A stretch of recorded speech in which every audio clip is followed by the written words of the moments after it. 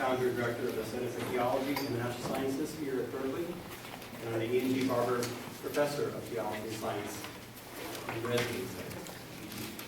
It's my privilege to welcome you to today's 2007 J.K. Russell Research Conference with our fellow Celia Deane-Drummond.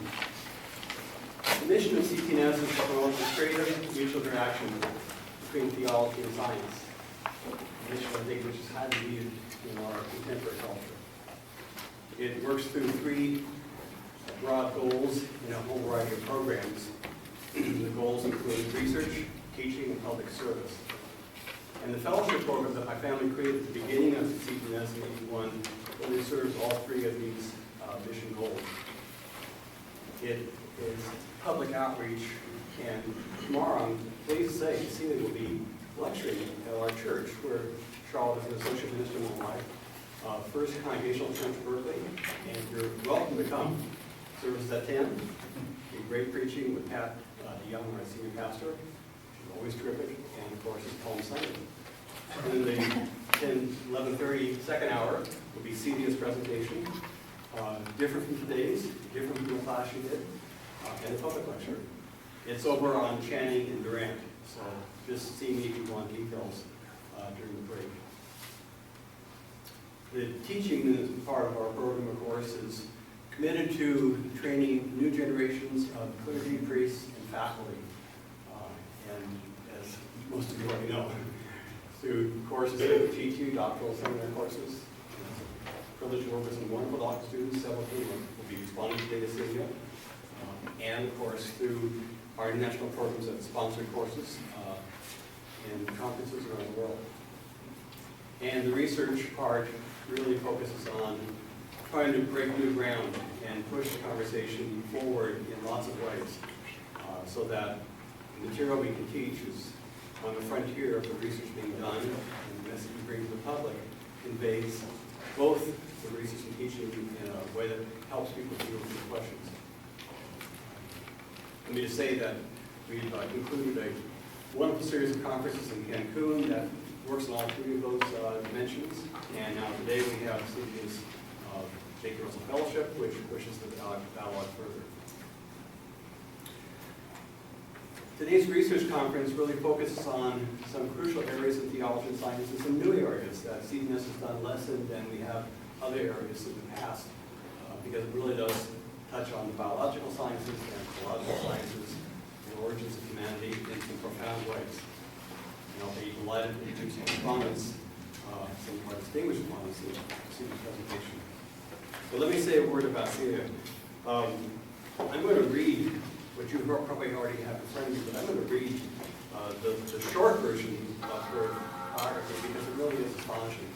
And I sort of am so strongly indebted to her for her research and admiring of her for her commitment to excellence in both science with a PhD in biology and theology with a PhD in theology. Really unique double combination, one of the very few persons who has this combination. Celia Deane-Drummond graduated with an MA in natural science from Cambridge University and a doctorate in plant physiology at Reading and Research Station in Oxford. She worked as a postdoctoral fellow in Vancouver, Canada, in the biophysics group at Cambridge University, and as a lecturer at Durham University. She then shifted her academic focus to theology, earning a BA with honors at Bristol. Her PhD research at Manchester University specialized in the Jürgen Moltmann. After working at the International Consultancy on Religion, Education, and Culture in Manchester, she obtained a PGCE at Manchester Metropolitan University. In 1994, she began teaching at Chester College, now the University of Chester. Her scientific and theological experiences have served her well in research. Celia has published over 30 articles in scientific journals and has been active in interdisciplinary research, particularly in theology science conversation.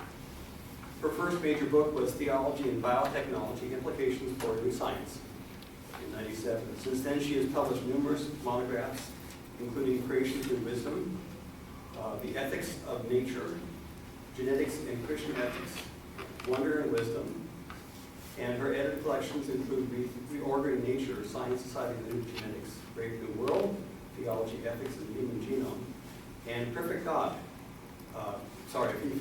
Future, God, Medicine, and Human Identity. She was awarded a chair, and there's one of the very few chairs that's like this, a chair in Theology and the Biological Sciences at the University of Chester in 2000. And she founded the Center for Religion in the Biosciences at the University of Chester in 2002. Celia has been a friend to CTNS and a friend to me. I'm very delighted that she's been involved in many of our programs, including our course program and a variety of conferences that she and Ted have been involved in. And now in this thesis year's Jacob Wilson Fellow. The fellowship was created to bring a distinguished scholar to the GT for research teaching and public service. And Celia is a perfect example of what this fellowship is about.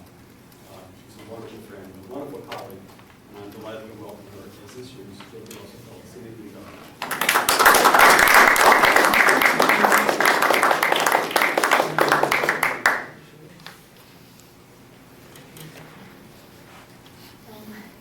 Thank you very much, Bob, for that very generous introduction. It's a tremendous honour to be here, and I feel very privileged to be amongst such a distinguished audience.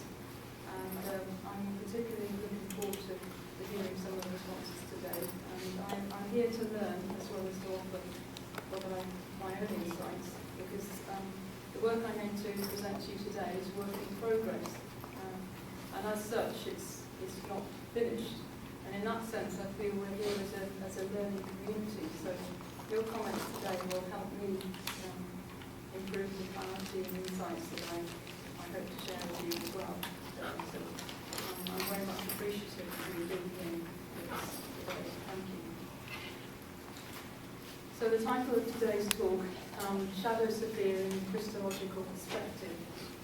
And I hope by the end of today that you'll realise why I've chosen this title and what that means in terms of the evolution of sin and the redemption of nature. Key themes to help you navigate your way through quite a complex variety of subjects today. First of all, I'll introduce some of the themes I'm going to discuss, and then I'll talk about the evolution of sin and some perspectives on that. Theodicy and evolution. Theodicy meaning how can we believe in a good God in the light of the suffering and evil we find in the natural world. The atonement of nature, the possibility of the atonement of nature, and how I would interpret that in terms of shadow Sophia, and then finally the redemption of nature. And so the basis of this talk really is that we need to look not just at the positive aspects in our evolutionary history, but the shadow side as well, and try and come to terms with that in order to understand what we're saved from. In other words, I would say that the meaning of the redemption of nature becomes more profound and more has more depth to it if we understand more about the sin and evil and what that might mean in theological terms.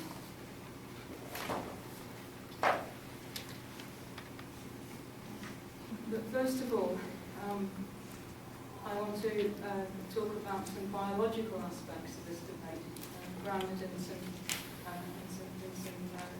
insights of behavioural biologists in particular.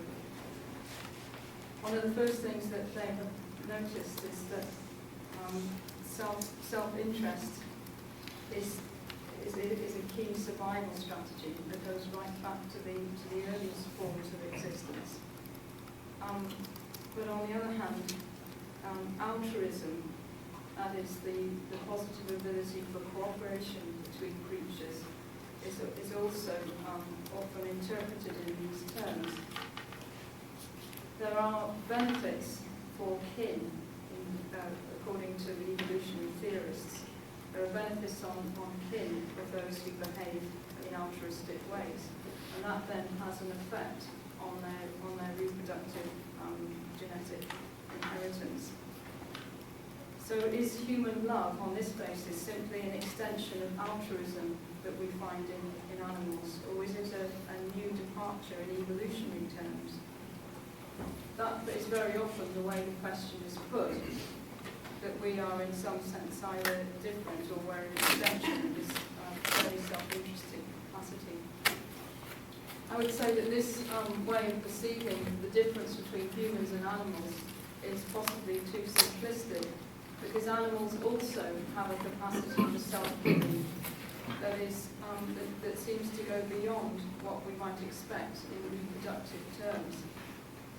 So in other words, we need to be prepared to look at the possibility of good or ill in animals in a different way than simply their survival strategies. So we need to ask the question, is there a form of morality in animals or not? And on this basis, we can also say, given that morality would include forms of agency for good and ill, what might animals be saved from? So in order to understand the redemption of nature, as I said before, we need to actually look at some of their tendencies in a way that goes beyond simply seeing it as drives which are simply dependent on self-interest.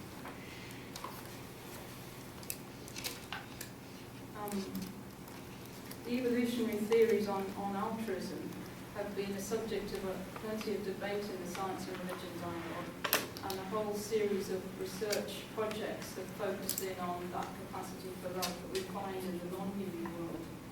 And I think that I'm not going to go into the details of the theories that are discussed, except that very often they're interpreted in terms of gene selection, either at the level of the group or at the level of the individual. Human behaviour, when we talk about human behaviour in relation to altruism, we then start bringing in cultural factors. Although, of course, animals also have their own culture. And in one sense, we could see altruistic behaviour as being a combination of both inherited capacities, but also capacities that are learned through their social life.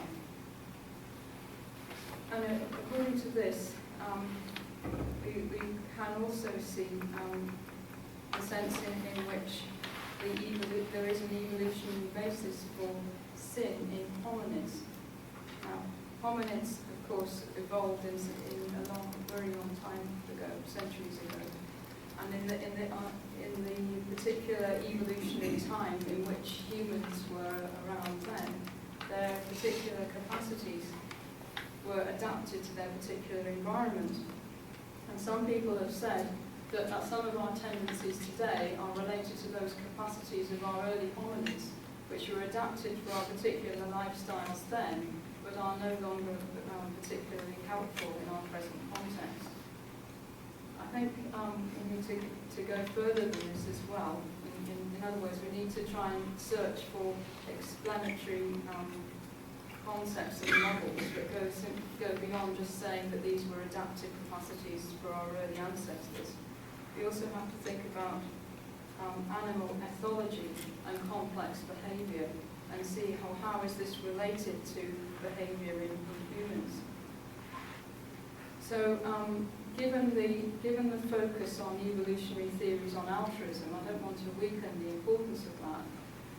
I would say that we now have to perhaps focus again on the shadow side, as it were, the dark side of both human nature and animal behaviour, and in order to understand more fully what is going on. I think animal ethology, especially that from authors such as Mark Beckhoff, Jane Goddard, and Franz de Waal, has opened up a whole new range of behaviours in animals that some people have maybe not appreciated sufficiently. The range of behaviours include a range of emotions, including joy, happiness, fear, anger, jealousy, embarrassment even, empathy, shock, the use of language and culture. All these things, if you like, are also characteristic of social animals in a way that perhaps those who've been working in philosophy and theology fail to appreciate sufficiently. In addition, many of those of you who have pets will also be aware that there are such things as personalities and idiosyncrasies in individual animals. In other words, there's an individuality to each animal that goes beyond simply lumping them together in terms of their group behaviour. And very often our own appreciation of what self-awareness might be like is based on our capacity, say, for sight. But this would be inappropriate if we're thinking about self-awareness in a dog, for example, because they have a far greater developed sense of smell. Now, I'm not going to go into this in too much detail because I believe Mark is going to fill some of this out in his response. But I'd like to quote Mark, who's also in our audience. He says this, and I think this is very significant. We do not have to ascribe to animals far-fetched cognitive or emotional capacities to reach the conclusion that they can make moral decisions in certain circumstances. Now, I think that is very significant for theology and for ethics. And I think if we really took that on board, it would actually change the way we think about our own human capacities as well. So we need to say to ourselves, if they can make moral decisions in certain circumstances, then can they also express immorality related to their own capacity for flourishing? So we're saying that if they are moral in a sense, then they could be immoral, because otherwise morality wouldn't really make sense. So then we come back to the idea of the evolution of sin. Now, if the lights were a bit dim, you can see these were dolphins swimming around. It's a bit bright in here, but anyway. Could dolphins sin? And this is a question that Michael Northcote asks. And it's related to moral capacities in their own worlds. So it's not the same as saying, could they, if you like, depart from a relationship with God, so in a classical understanding of sin. But could they fail, for example, to realise their own flourishing? Could they reject their responsibilities as parents? Might they be addictive, destructive behaviour? So, in other words, do animals then show forms of morality? And in addition to that, we can ask, is moral latency in animals a precursor to that found in human communities? So there's a sense in which we see morality in animals in their own worlds, but also in some sense as a precursor to what's going on in the human community.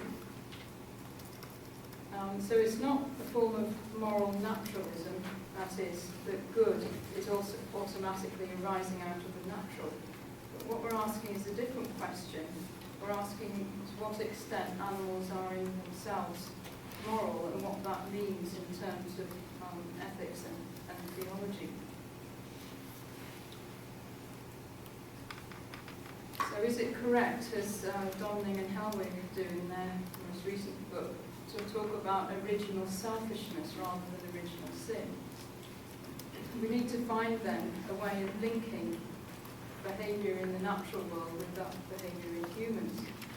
I think there are some problems with the idea of original selfishness because it implies a kind of constitutive element to sin in a way which might be problematic. In other words, it implies perhaps that natural selection is evil in some way if we're talking about original selfishness, as if it's somehow analogous to original sin. But I do agree with the basic concept that sin is an evolved capacity. It doesn't suddenly appear at Adam's fall and then have impacts on the human race. So in other words, the human capacity for sin is embedded in animal behaviour. It's not something that just suddenly appears. And in this sense, animal behaviour also stands in need of redemption. So we can't miss out animals and say it's only humans that need atonement or need redeeming. We also, if we take this to its logical conclusion, also have to talk about atonement and redemption in animals.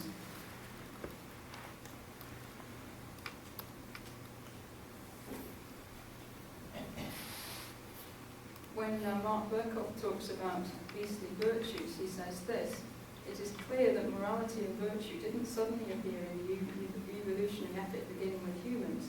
While fair play in animals may be a rudimentary form of social morality, it could still be a forerunner of more complex and more sophisticated human systems."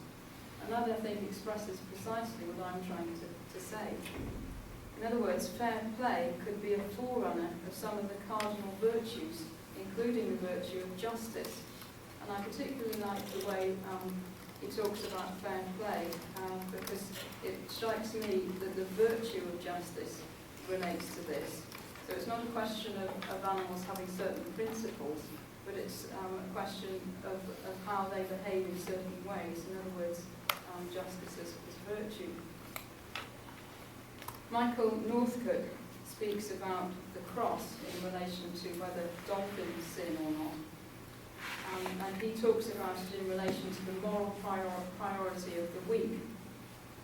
I think this needs a little bit more justification. In other words, we cannot simply lump dolphins and other animals together with those who are weak and argue on the basis of some biblical text that that's why they stand in need of the atonement or in need of the cross. So, in other words, we need to ask ourselves, what is the significance of the cross for animal behaviour? And in that sense, we need to come to terms more fully with what animal behaviour is really like. It needs to be grounded then on careful ethological studies of the type which you will see, I hope, in the next presentation. Of course, there are a number of problems when we look at the different capacities for natural evil and also moral evil in the world in terms of theodicy. And Christopher Southgate has done some work alongside many others in this area, and he talks about evolutionary evil. So evolutionary evil meaning those forms of destruction, not simply death, but those forms of destruction which are hard to explain in the light of our understanding of God as a one who creates the world that is good. The question he suggests we need to ask is, why has God used evolution to bring about the world in which we live? Why does evil exist in this world? Is the first question. The second one is, why has God used evolution? And then the third question is, in what sense are other creatures saved? And all these questions interlink with one another. The first question, the existence of evil in the world created by God, raises ontological questions, raises questions about being. It exists, this evil exists, and how we have come to terms with it. How do we come to terms with the extent of suffering and death and extinction? The second one, why has God used evolution? It's also in relation to God's intention to create humans and also, of course, other species. So looking at this problem in more detail, theodicy and evolution, some authors have talked about the evolutionary capacity involving necessary suffering. And I'd like to ask what that idea of necessary suffering really means. It has some analogies with the idea of pre-process defence that's used by John Polkinghorne and also by David Tracy. Necessary is also a language which Arthur Peacock used when talking about suffering. And Chris Southgate believes that this language of necessity is okay as long as we combine it with the idea of redemption. In other words, as long as we think ahead to the future and what the future is going to be like, then the idea of necessary suffering seems to be more acceptable because we're seeing it as a whole. I have more problems with the language of necessity. I think the language of necessity implies an in an inevitability that is almost justifiable. In other words, we need to talk about the language in slightly different ways in the language of necessity. Reinhold Niebuhr talked about sin in these terms. He said that sin was unnecessary but inevitable. So in other words, I'm not against the idea of eschatology being combined with suffering, bringing in a future prospect in order to understand what is going on. But I would resist its use as a way of justifying that suffering. So if we use the language of necessity, it sounds like that it's sort of built into the universe in a way, which seems to sort of reduce its awful impact. So in other words, is eschatology short-circuiting the issue? Are we sort of coming too quickly to the future without actually dwelling sufficiently on what's going on? And on this basis, I do have problems with Ralston's idea of cruciform nature. Now, the idea of cruciform nature sounds quite attractive at first, because you think, well, it includes all of the natural world, and on that basis I would agree with Ralston that we shouldn't exclude the natural world from the scope of our understanding of the cross. However, if we think about nature as cruciform, if we think of nature as actually being cruciform, then it implies that the cross is one more instance of that cruciform nature that's there anyway. The cross sort of emerges almost from nature.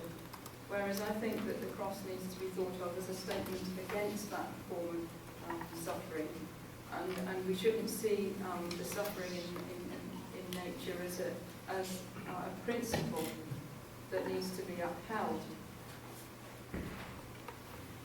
Another strategy is one of kenosis, or self-emptying, which is used by John Fort. And he says this: the depth beneath all perishing bears the stamp of everlasting care and promise. This same divine care takes into itself all of the suffering, discord, tragedy, and enjoyment in biological evolution and cosmic unfolding, as well as in human history. So, on this basis, God risks all for a form of beauty that seems to emerge. But it seems, again, to be a justification of suffering in some way, that the final beauty that's emerging, in a way, it kind of justifies what's happened before in terms of the suffering. I have problems with that, because I think that our understanding of redemption needs to be a response to suffering, rather than a form of justifying that suffering. So what is the place of humanity in all this? Again, Christopher Southgate suggests that humanity could become co-redeemers with God in some way. I think in the light of his own critique of anthropocentrism, this is quite surprising. He criticises the way we focused in on the human community, that's we become anthropocentric, but then goes on to say we become co-redeemers.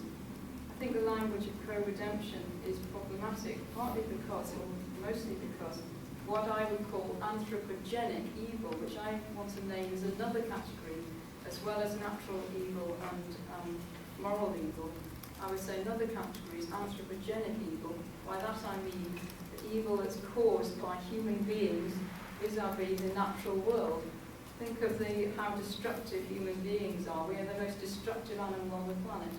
I think we need to come to terms with that. We need to come to terms with the idea that that our own instincts or our own behaviour is not good, and on that basis, see the field in which we're working. That's the field of the natural world itself, is one that we need to take far greater responsibility for. In addition, we need to see the insufficiency of teleological proposals on that basis. It's not that I disagree with any sort of teleology, any sort of looking towards the future, but I think on their own they're not sufficient. And then, again, gnostic theology. used very often in relation to human freedom as emerging as a result of that. So freedom as emerging is sometimes used as a justification for the evil in the world. I don't think that's all that satisfactory in the light of horrendous evils that we find. Because horrendous evils do not seem to have any sort of positive value at all. So you can't just say, well, this leads to greater freedom or greater flourishing. In the case of horrendous evils, this, if you like, challenges some of those just forms of justification. I would include in this horrendous evil, not just horrendous evils of humans against other humans, which are easy to spot. I mean, we've seen a number of horrendous evils in the last few years. We don't need to give you good examples of man's inhumanity to humanity. We can also think about mass extinctions. In other words, we can think about anthropogenic evils, which are also horrendous evils. And in the natural world itself, some of the mass extinctions that took place. On the basis of this, I think our theology of redemption needs to be always, and I've said this before, I want to reinforce it, a response to evil rather than a way of trying to come to terms with it. So I would like to reinstate the importance of Christology, to come back again to think about the person and the work of Christ, and reflect on that, and use maybe a different approach than the one that's been used before in order to try and understand what's going on. So we come then to the idea of the atonement of nature, not just the redemption of nature, the atonement of nature. In the first place, the standard model of fall and redemption is inadequate if we see human history as being the focal point from which all evils arose. And I've mentioned this before. In other words, we're not talking about a literal Adam and Eve. And we're not necessarily focusing just on human history. We want to go behind that to the whole history of creature and being. Some people have said, well, we should interpret the fall to mean that humanity is somehow unfinished, that it was a fall upwards, it was a fall into greater capacities of human beings, because they don't like this idea of a sudden fall. So they say, well, perhaps the fall means humanity is somehow unfinished. I think this model fails to do sufficient justice to the depth of evil in human history, or even our effects on non-humans, what I call anthropogenic evil. Or even natural evil and immorality in animals. So I don't like that particular model. I do agree with the idea that the concept of the fall has to be interpreted in mythological rather than historical categories. In other words, it says something about human nature in relationship to God, but it's not a historical story, and I'm sure I don't need to convince this audience of that. But just to reinforce that point. At the same time, I think you can use interpretations of the fall which are helpful. You could say, rather, instead of is the fall pointing forward, in other words, is it just humanity is unfinished, we could say that the fall somehow, in one sense, if we're interpreting it mythologically, reaches behind to evolutionary history. There's a sense in which there's an echo in our earlier history, in the earlier hominids and the earlier animals. So there's some continuity between animals and us, and that's what I want to stress in this. So how do we deal with this theologically? How are we going to come to terms with it in theological terms, given that I'm arguing that the fall reaches behind into evolutionary history? So we have to look then at the scope of the atonement. Jürgen Moltmann says this, and this is in one of his latest books on the way of Jesus Christ. He says, if Christ is the firstborn of the dead, then he cannot merely be the new Adam of a new humanity. He must also be understood as the firstborn of the whole creation. He is present not only in the human victims of world history, but in victimized nature as well, in myth too. I think this takes us some way towards understanding what I'm trying to say here. But at the same time, it doesn't ask the question of whether animals also stand in need of atonement. He's talking more about the suffering of animals and the identification of Christ with that suffering, like those victims, as it were. He's not talking about animal morality and whether that also, in a sense, stands in need of atonement. And so the human capacity for sin is now understood in evolutionary terms rather than simply cultural, but of course it involves both. So I'm not suggesting it's simply an extension of that behaviour in animals, but there are some analogies there, but there's also a combination of evolved capacities, but also new ones that have come about that are in the human community.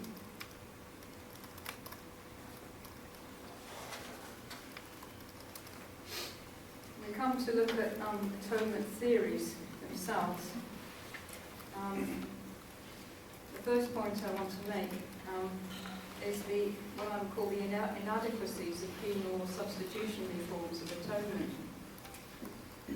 Why am I uncomfortable with these forms of atonement? Well, I'm uncomfortable with versions of these, classical versions of these theories that seem to imply that God, if you like, substitutes Christ in the place of humanity. So instead of punishing humans, God punishes Christ instead.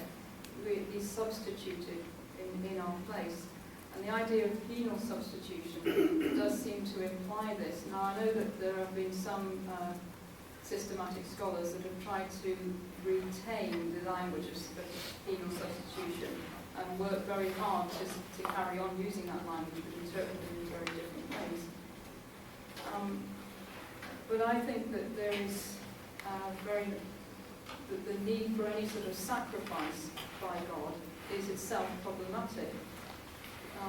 In the scriptures themselves, we hear about God saying, "It's not sacrifice that I require, but a broken and contrite heart."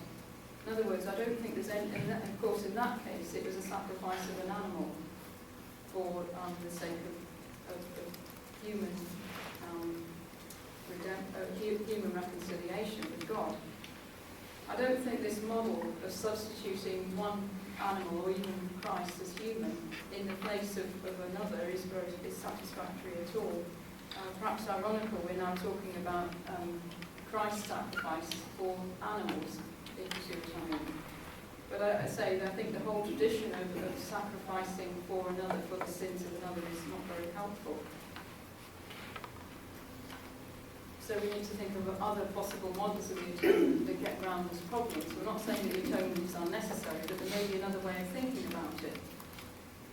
Another classical example is Abelard's theory of moral example. Again, I think this applies or is interpreted very much in the human world. It becomes a little bit more tricky when we come to apply it to animals. It's probably less problematic compared to the first one, but there are still some issues there. Moltmann talks about suffering as a sort of working metaphor for the atonement.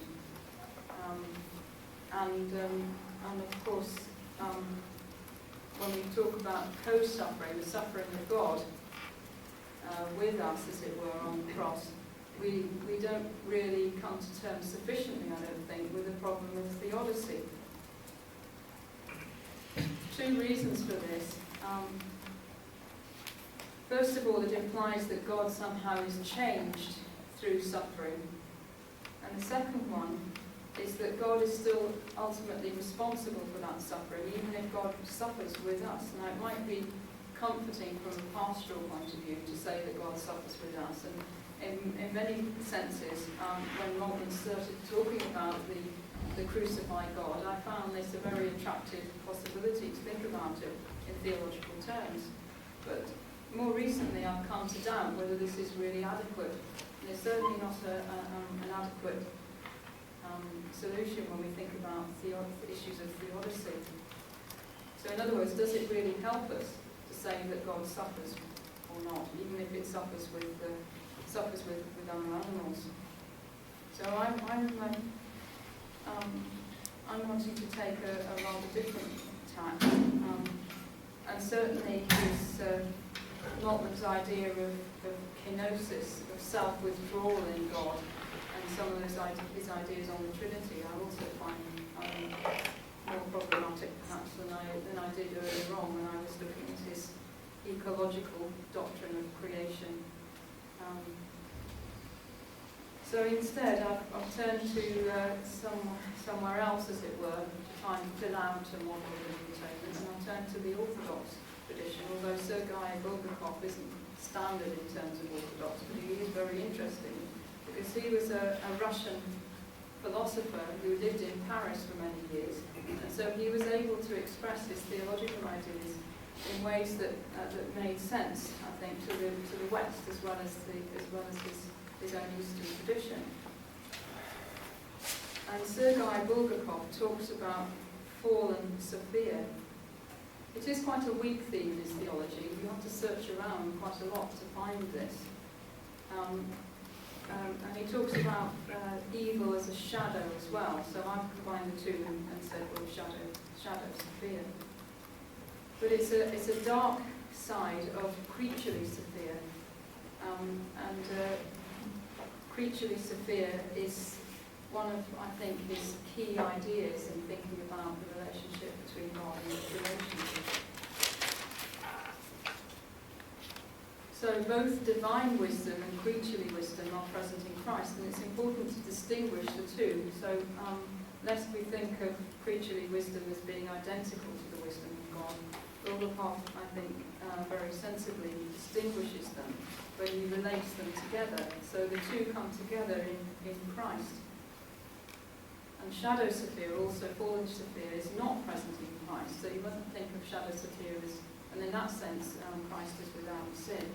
But it's linked with the mission of the church in Bulgakov. And for him, a key idea is that evil is a privation of the good.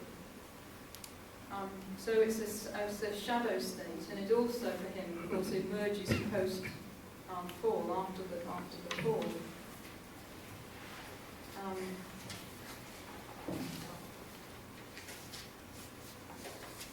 So nature as vulnerable to non-being also expresses fallen Sophia in one sense.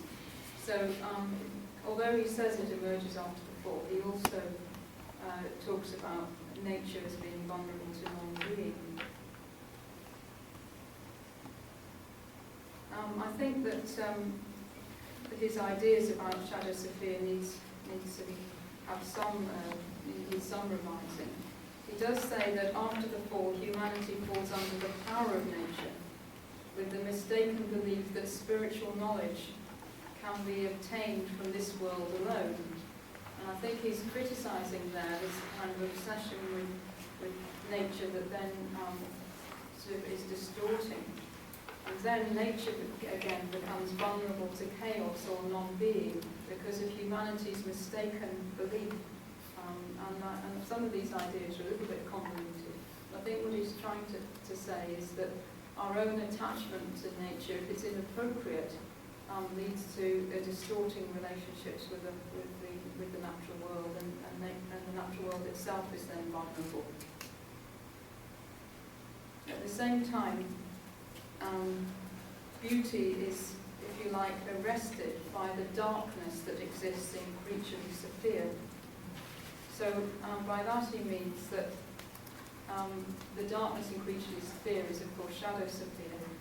That if you like, there's a hold on what might happen in the natural world. There's, if you like, a prevention of its full flourishing because of this vulnerability to sin.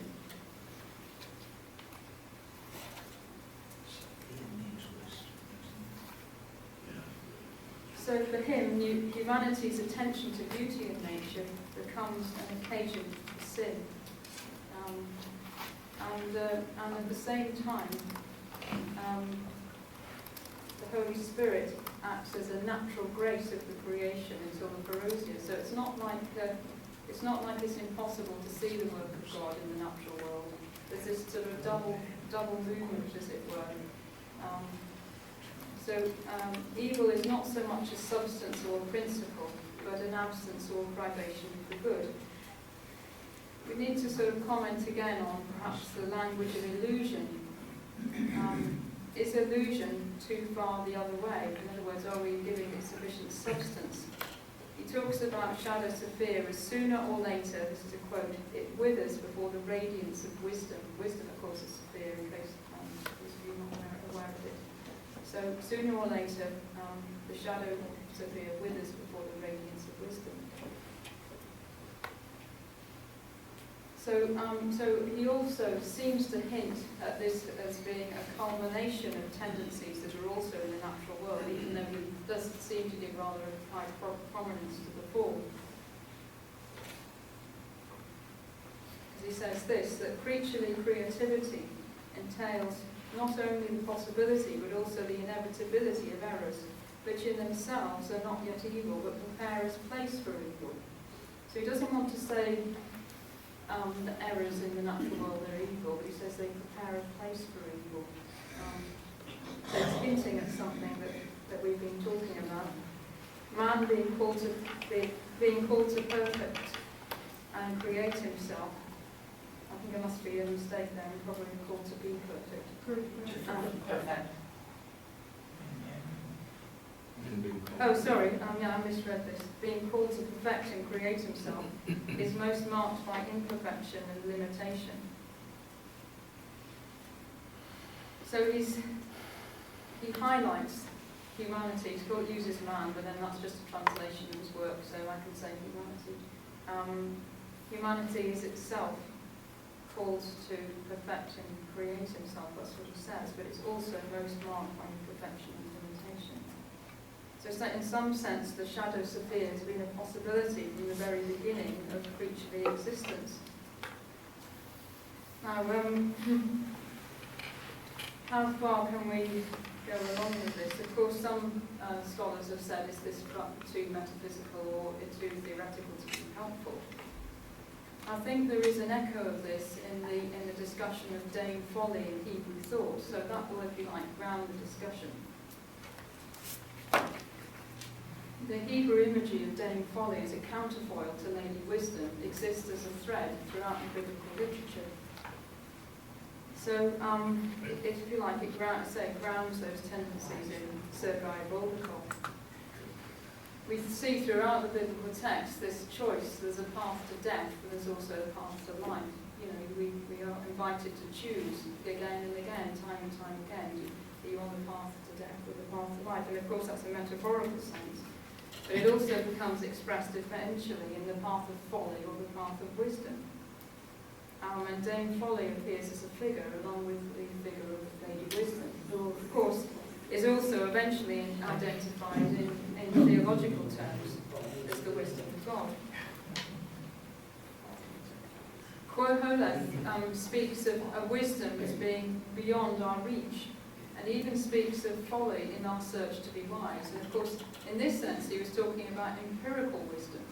So he said that our search for empirical wisdom sometimes leads to a form of folly. And he portrays folly here as an adulterous woman, which is, it's not a nice image, of course, of a woman, but then on the other hand, Lady Wisdom counteracts this as well. So it's the idea of contrast between the two. For him, it's searching for wisdom outside the boundaries or the limits set by God. And so he although we might want to adapt some of the hints at empirical wisdom as being problematic here, I think what he's trying to say is that where we move outside boundaries or limits, then we're moving outside the realm of wisdom. So freedom is also a tuning into the wisdom of God. So freedom is not so much about individual autonomy or individual freedom in sort of opposition to God or instead of God, but it's also about tuning into that wisdom, so we can understand it in those terms.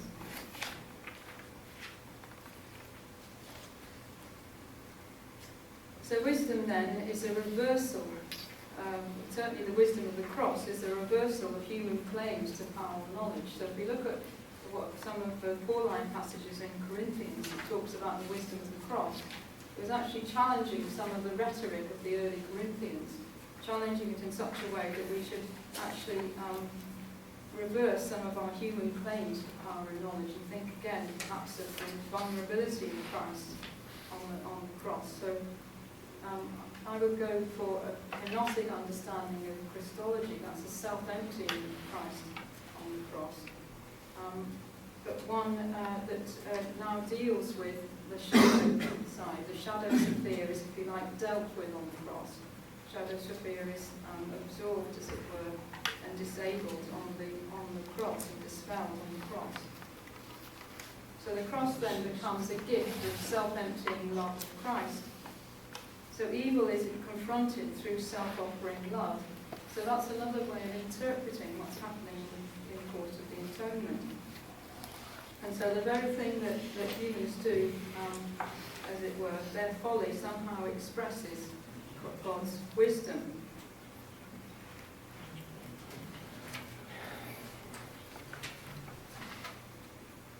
How can we take this further? I think we need to go even further into the depths of what this might mean. And Balthasar helps us here.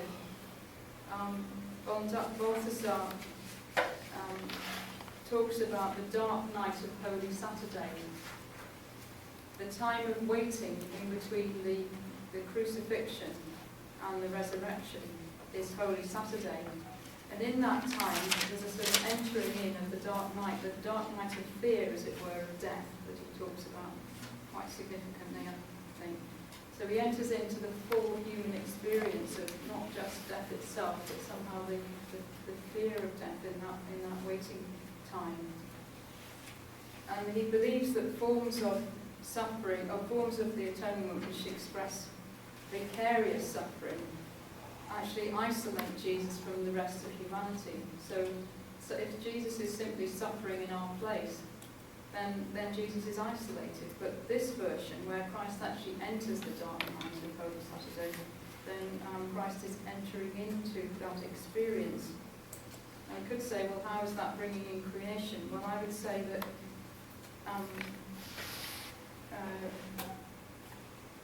humanity represents all of creation in this process, in this existential process.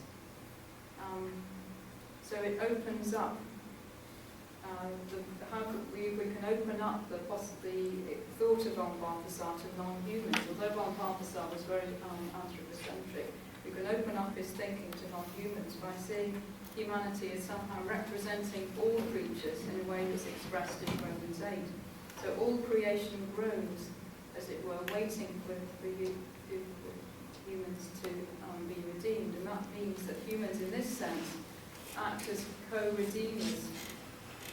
So they're co-redeemers, not in the sense that Christopher Southgate spoke about, through their technological manipulations, but they're co-redeemers in the sense of sharing a self-offering to animals in a way that comes alongside them in their suffering. All creation groans. Shadow Sophia, on the other hand, is also a reminder of human limitations, a reminder that we will never find out the full answer to things, that we always have to remain humble in relation to what we know, where we're moving from here. And the transformation of the natural world, the redemption of nature, is informed by the depth of the atonement. So by coming to look at the atonement in more detail, coming to terms of what that might mean, then our understanding of redemption is then filled out. So we need then what von Balthasar calls the silence of the tomb before we move into consideration of the resurrection and what that might mean for us today. We have to stay there in that depth of experience. And then, once we've stayed there and waited for a while, then we can move on. In this sense, through the crucifixion, Christ enters into alienated human existence for von Balthasar, but also, I would say, enters into alienated existence such as it exists in animals as well. So the disciples share the passion of Christ, and in a sense, it's the final stage of every human journey. As we enter into death ourselves, we enter into this sharing of the passion of Christ. And through spending time in this way, through spending time, as it were, in empathy with those who are dying, I think we begin to understand what this might mean. The possibility of transformation is enabled by understanding the depth of the atonement and where it reaches, and how far we can understand the possibility of hope in the light of the, as I say, this silent tomb, as it were.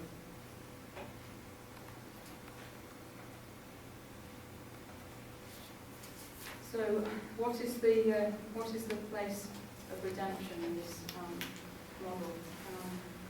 I would say redemption is always a response to evil rather than a justification for that. And I can't stress that too strongly. And I think Dennis Edwards has drawn significantly on Rana's notion of divine self-bestowal and creaturely self-transcendence. And this interplay between self-bestowal and creaturely self-transcendence has some analogies with Jürgen Moltmann's notion of adventus and futurans. I should have put futurans in there as well. Adventus meaning what's coming from ahead of us in terms of the divine, and futurans meaning what emerges out of the natural world. And I'd see that in some sense is analogous to Rana's notion of creaturely self-transcendence and divine self-bestowal being analogous to the idea of adventus.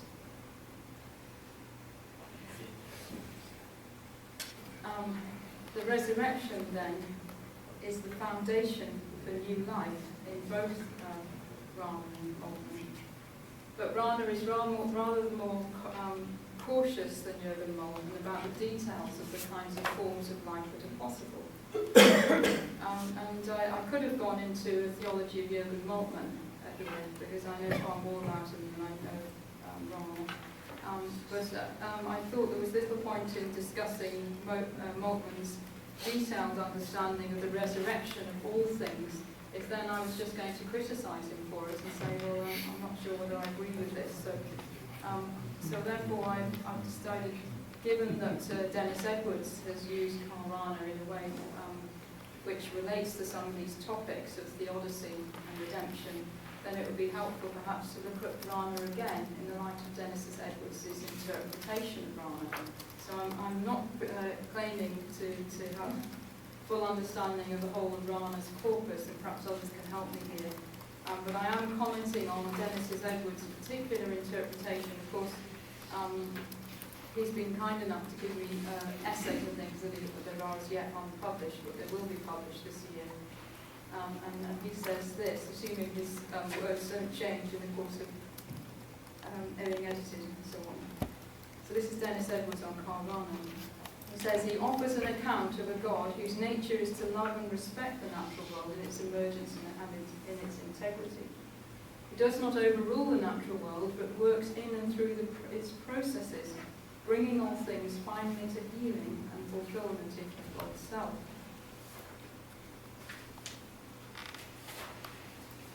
And he also, you could say on that basis, what about the resurrection? And in another article he says this: can the resurrection of Christ itself be understood in non-interventionist terms without diminishing its eschatological promise?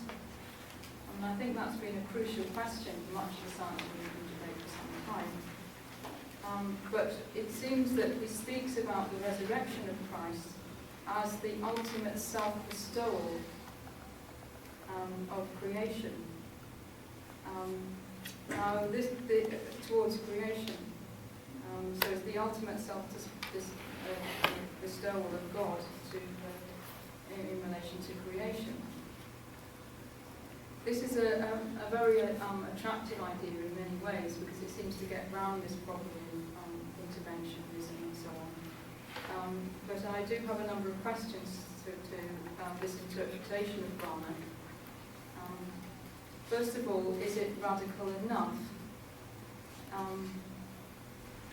According to Dennis Edwards' interpretation, the self-transcendence in Christ is also the ultimate expression of that self-transcendence.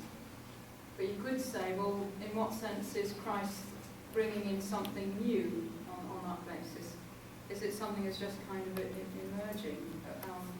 Just as the work of divine self-bestowal and creaturely self-transcendence seems to operate throughout nature, well, in Christ it just seems to be one more example of this. And in much the same way, you could say that crucible nature implies that the cross is just one more example of what's going on in nature all the time. Well, this version of Christ's resurrection seems to bear some resemblance to that. It's as if it's just one more example of something that's been going on all along. Now, while I wouldn't want to say that Christ doesn't